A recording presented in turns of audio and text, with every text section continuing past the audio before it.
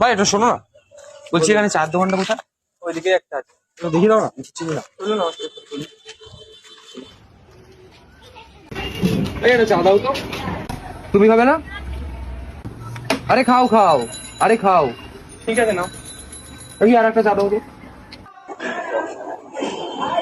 ভাই তোমার চোখে কিছু পড়েছে, কি বলছো? দেখো। ঠিক আছে ঠিক আছে। ভাইরাল হয়ে গেছিস। কোথায় দেখি? দেখ দেখ ভাইরাল হয়ে গেছিস। দেখ দেখ দেখ। কবিরাজপাড়া। আমি গাড়ি থেকে নামতে দেখি একটি ছেলে আমাকে ডাকছে। আমি তার কাছে যাই এবং সে আমাকে বলে সে অনেকদিন ধরে কিছু খায়নি। তাই আমি তাকে নিয়ে একটি চায়ের দোকানে গেলাম এবং তাকে চা খাওয়ার জন্য বলে সে না করে, কিন্তু সে তারপরে চা খাওয়ার জন্য রাজি হয় এবং চাটা খায় এবং সে আমার সাথে বসে বসে চা খেতে খেতে কেঁদে। যাই হোক, শেষে এইটুকুই বলবো, এরকম মানুষ দেখলে তাদেরকে উপকার করো।